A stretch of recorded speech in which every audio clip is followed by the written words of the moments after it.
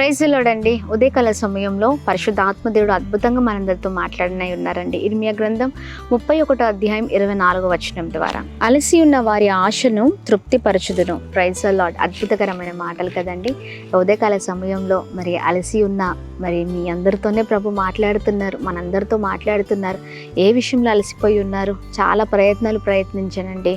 ఎన్ని ప్రయత్నించినా మరి విఫలాన్ని చూస్తూ ఉన్నాను. ఇంకా అలసిపోయాను, నా వల్ల జరగదేమో, నా వల్ల కాదేమో అన్నట్లుగా నా జీవితం ఉందండి అని అంటారా? అయితే ప్రభు అంటున్నారండి, మనుషులు కూడా కొన్నిసార్లు అనొచ్చు, నీ వల్ల కాదు, నీ వల్ల జరగదు అని. వారి మాటలు ఇంకను మన జీవితంలో కృంగుదలను తీసుకుని వస్తాయి. అయితే ప్రభు అంటున్నారు, అలసి ఉన్న వారి ఆశలను తృప్తిపరుస్తానని. ఉదయకాల సమయంలో ప్రభు ఇస్తున్న ఈ వాగ్దానాన్ని చేత పట్టుకుందాం. Praise the lord.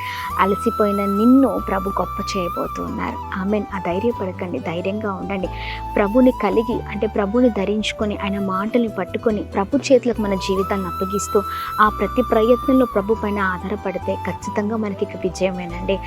నువ్వేదైతే ఆశపడుతున్నావో, ఏ విషయంలో ఆశ పెట్టుకొని అడుగుతున్నావో వాటి విషయంలో ప్రభు గొప్ప కృప చూపించబోతున్నారు, నిన్ను తృప్తిపరచబోతున్నారు. వాగ్దానం ఎత్తి ప్రార్థిద్దాం. Praise the Lord. God bless you all.